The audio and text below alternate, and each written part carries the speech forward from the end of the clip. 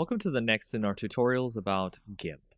In this advanced tutorial, we'll show you how to do some tone mapping on the images that you might need to get some extra color or some extra different shadows and cool things that you would like to get on your photos. Starting out, what we'll do is take a picture right here. I've got a picture of a good night scene. We'll go ahead and start is we'll create a duplicate layer of the night scene.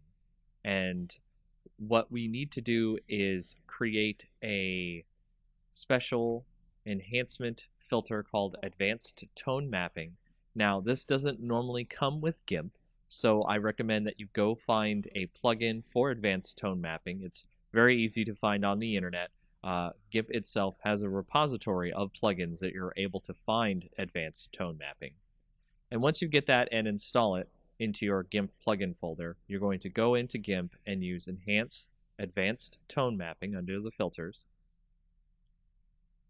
Then that will show you a pop-up dialog window that you'll want to switch the copies of the merge layer. You want to make it about 5. Press OK. It'll create a bunch of different colors and make the whole thing look really good. From there, you want to right-click on the layer and click Merge Down. And just merge down until you get one picture, one layer. Next, you'll want to go up to the colors and do levels.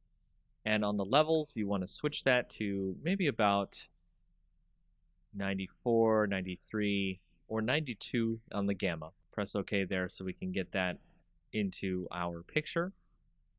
The next thing you want to do is create another duplicate layer. And then on that layer, you want to click Colors, Desaturate.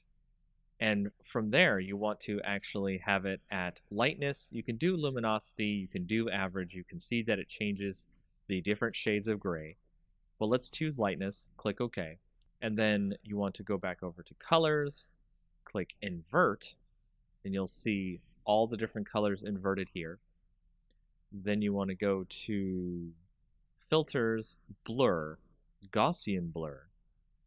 And you want to set that blur to about, I think I want to do 20. 20 here seems fine. So now to blur the whole image, what we're going to do with this blurred image is we are going to switch the mode on the top layer here to overlay. And now you'll see it has overlaid onto our image down below. And you want to tweak this by using the opacity bar over here on the right. So we're going to set that to about 48. And then we will merge the layers down. And now you can see we have our new image that shows the different tone maps of color that are in our night sky image. And that's how you get some tone maps in your GIMP program.